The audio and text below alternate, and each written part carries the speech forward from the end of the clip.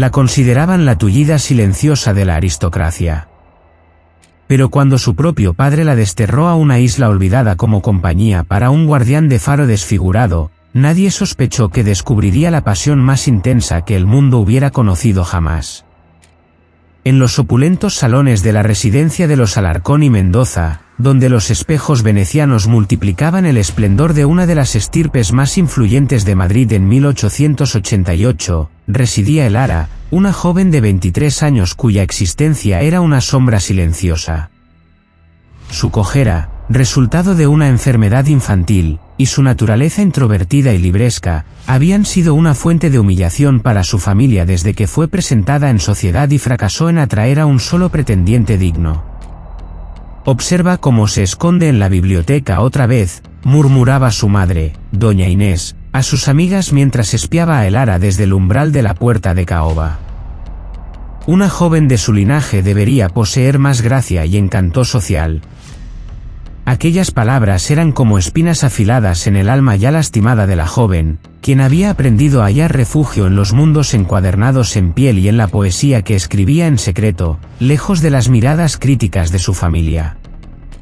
Don Ricardo de Alarcón y Mendoza, un hombre cuya barba plateada denotaba una vida dedicada a amasar poder y fortuna, miraba a su hija desde su despacho con una mezcla de frustración y pragmatismo gélido. Sus 4 hijos varones habían forjado alianzas matrimoniales que habían expandido el imperio financiero y político de la familia. Pero Elara, su única hija, se había transformado en un lastre, una mancha en el impecable tapiz de su legado. La noche de la gala anual en el Palacio Real se presentó como una última y desesperada tentativa. Doña Inés había encargado el vestido más suntuoso que el dinero podía comprar, un brocado de seda color esmeralda con incrustaciones de perlas, con la vana esperanza de que la magnificencia de la prenda desviara la atención de la imperfecta figura de su hija. Sin embargo, cuando Elara avanzó con su paso desigual por el gran salón de baile, los cuchicheos y las miradas cargadas de una falsa piedad fueron como puñales invisibles que se hundían en su espíritu. «¿Quién podría desear bailar con una sombra coja?», susurró con desdén el joven duque de Osuna, sin la menor intención de ser discreto. Sus crueles palabras fueron acogidas con risas contenidas por otros aristócratas, que encontraban en la humillación de Elara un divertimento perverso. Elara sintió que el suelo pulido se abría a sus pies, pero mantuvo la compostura férrea que años de educación estricta le habían inculcado. Durante toda la velada, permaneció sentada junto a las matronas de más edad, observando a otras jóvenes de su generación deslizarse con elegancia en brazos de pretendientes que jamás se aproximarían a ella. Su abanico de marfil temblaba casi imperceptiblemente en sus manos mientras se esforzaba por mantener una sonrisa digna, pero por dentro, su ser se fragmentaba en 1000 pedazos. Cuando el baile concluyó y la familia regresó a casa en su lujoso carruaje, el silencio era más pesado y acusador que cualquier reprimenda. Al día siguiente, don Ricardo la citó en su despacho. Los muros, forrados de volúmenes de derecho y mapas de sus vastas posesiones, fueron los únicos testigos del decreto que alteraría para siempre el destino de Elara. Su padre caminaba de un lado a otro, su bastón con empuñadura de plata golpeando con un ritmo metódico el parqué, mientras buscaba las palabras para articular su veredicto. Elara, comenzó al fin, sin dignarse a mirarla. «Tienes 23 años.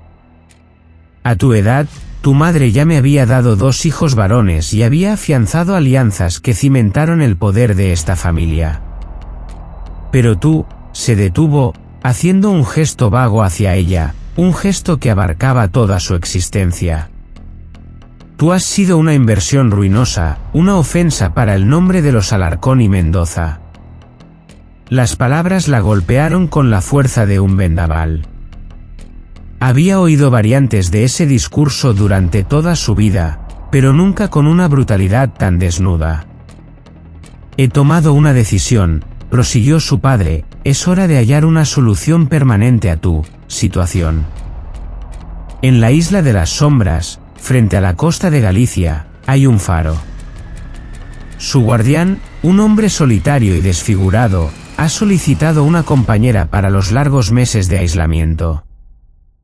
Las autoridades marítimas han aceptado mi generosa donación a cambio de este favor. Serás entregada a ese ermitaño. De esa forma, al menos, tu existencia servirá para un propósito útil, mantener ocupado a un hombre que nadie más quiere ver.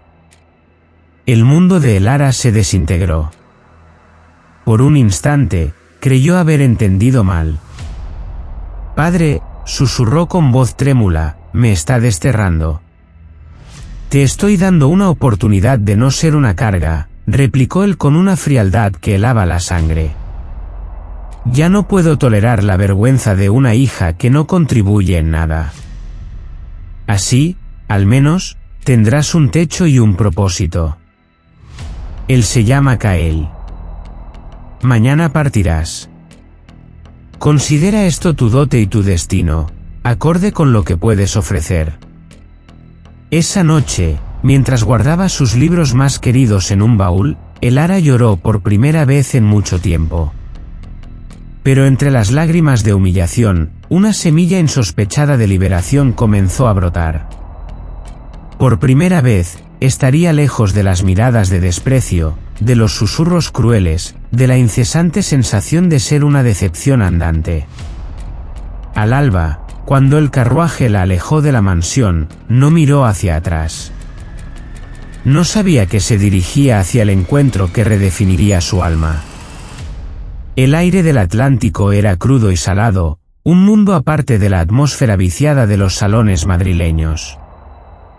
La isla de las sombras se alzaba entre la niebla como un colmillo de roca, azotada por un oleaje incesante.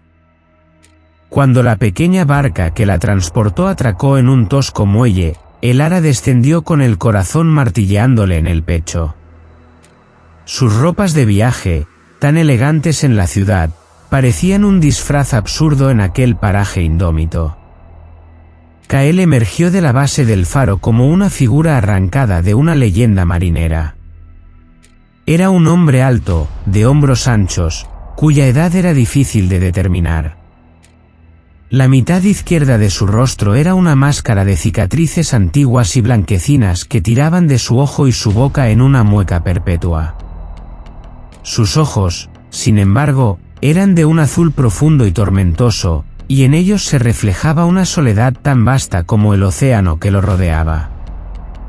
«¿Esta es la mujer que me envían?», preguntó en un castellano con un fuerte acento gallego, su voz grave y rasposa. Se dirigía al barquero que la había traído. «¿Creen que aceptaré la caridad de un aristócrata como si fuera un perro al que se le arroja un trozo de pan?» Elara encontró su propia voz, una voz que no sabía que poseía. «Yo tampoco he pedido estar aquí», declaró con una dignidad que sorprendió a todos, incluida a ella misma. «Pero ya que ambos somos prisioneros de las decisiones de otros, sugiero que encontremos la manera de coexistir».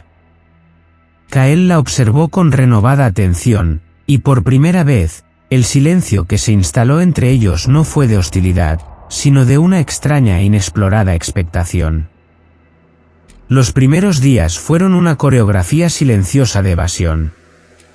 Kael se ocupaba del faro y pasaba horas en la costa, mientras Elara exploraba la pequeña casa de piedra adosada a la torre, tratando de crear un orden en su nueva y austera vida. La casa era sencilla, pero limpia.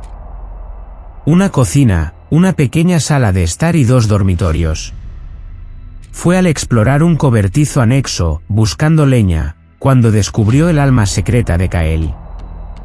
El lugar estaba lleno de esculturas hechas con madera traída por la marea. Eran formas abstractas que evocaban monstruos marinos, olas congeladas en el tiempo y rostros atormentados. Poseían una belleza brutal y una fuerza que la dejaron sin aliento. Reconoció en ellas la influencia de antiguas leyendas celtas que había leído en sus libros. Cuando Kael regresó y la encontró allí, su expresión se endureció. «¿Qué haces aquí?», gruñó, interponiéndose entre ella y sus creaciones. «¿Cómo sabes de estas cosas?», preguntó, su hostilidad inicial teñida de curiosidad. Mi abuelo tenía una colección de arte primitivo, explicó Elara, tocando con reverencia una de las figuras. Me enseñó a ver el alma que reside en la madera y la piedra. Lo que usted hace, tiene la misma fuerza, la misma verdad. Por primera vez desde su llegada, Kael la miró sin la barrera de sus cicatrices, viendo en su lugar a alguien que comprendía su lenguaje secreto. Esa simple pregunta marcó el inicio de una transformación profunda en su relación. Durante las semanas siguientes, Elara y Kael pasaban tiempo en el taller. Él le enseñaba a distinguir los tipos de madera y las historias que cada pieza llevaba consigo, mientras ella compartía su conocimiento sobre historia del arte, dándole nombres y contextos a las formas que él creaba por puro instinto. Sus manos se rozaban a veces al examinar una pieza, creando chispas de una conciencia mutua que ninguno sabía cómo nombrar. Una tarde, mientras una tormenta azotaba la isla, Elara se atrevió a preguntar: «¿Tu rostro fue en el mar?» Kael se quedó inmóvil, observando la lluvia golpear el cristal. «Sí», dijo finalmente, su voz un susurro ronco. «Hubo un naufragio. Yo era el segundo oficial. El barco se llamaba La Estrella del Alba. Mi esposa, Lía, y mi hija de 5 años, Sabela, estaban a bordo. Yo fui el único superviviente». Elara sintió el peso de su dolor como si fuera propio. Sin pensarlo, extendió su mano y cubrió la de él. «Lo siento tanto», murmuró. Él no apartó la mano. Ella era todo luz y risas. Todo lo contrario, se detuvo, dándose cuenta de lo que iba a decir. «A mí», completó Elara con una sonrisa melancólica pero sin rastro de amargura. «No se preocupe. Sé perfectamente la clase de mujer que soy. He vivido con ello toda mi vida». Kael la estudió con una intensidad nueva. «Tu familia te despreciaba por tu cojera». «Me trataban como un error de cálculo», respondió Elara con una honestidad brutal. «Mi único valor era el de una pieza en su tablero de ajedrez, y al ser una pieza defectuosa, decidieron quitarla del juego». Esa noche, al retirarse cada uno a su habitación, una nueva comprensión había echado raíces entre ellos. Habían empezado a verse no como dos extraños forzados a convivir, sino como dos almas náufragas que, quizás, podrían ser el puerto seguro del otro. Los meses que siguieron trajeron una profunda transformación. Elara había creado un pequeño herbario y ayudaba a los pescadores del pueblo cercano, que la apodaron con respeto a Dama do Faro. Su cojera seguía ahí, pero ahora caminaba con un propósito que la embellecía. Su cuerpo se había fortalecido con el aire del mar y el trabajo físico. La tristeza en sus ojos había sido reemplazada por una luz serena. Kael, por su parte, observaba estos cambios con un orgullo que se negaba a nombrar. La mujer que había llegado como un castigo se había convertido en el faro de su propia vida. Una noche de luna llena, Kael le mostró una nueva escultura. Era un retrato de ella, no idealizado, pero capturando su fuerza tranquila y la inteligencia de su mirada. «¿Echas de menos tu antigua vida?», preguntó él. «Echo de menos los libros que no pude traer», respondió ella. «Pero no echo de menos sentirme invisible cada día. Aquí, por primera vez, siento que mi existencia tiene un peso real». «Yo creí que mi vida había terminado con Lía y Sabela», admitió él. «Pero tú has traído algo que creí perdido para siempre. Has traído la calma después de la tormenta». Se acercó lentamente, y con una ternura que desmentía su aspecto rudo, la besó. Fue un beso salado por las lágrimas de ambos, un beso que sellaba un amor nacido en la soledad y forjado en el respeto mutuo. «Soy todo lo que tu esposa no era», susurró ella. «Eres tú», la interrumpió él con firmeza.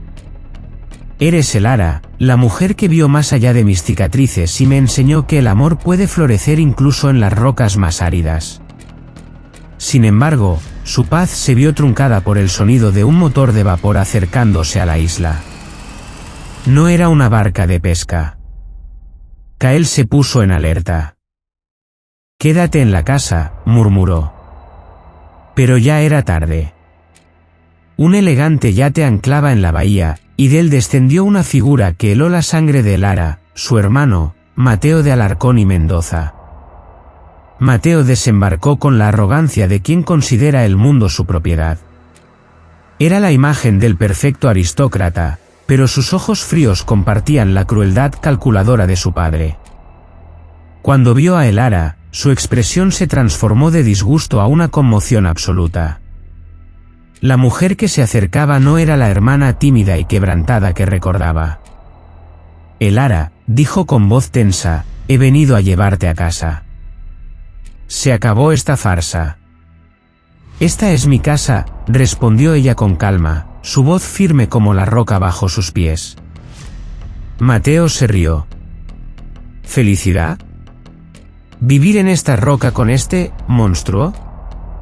«Este hombre», replicó Elara, su voz subiendo de tono, «me ha dado más respeto y amor del que jamás recibí de nuestra familia.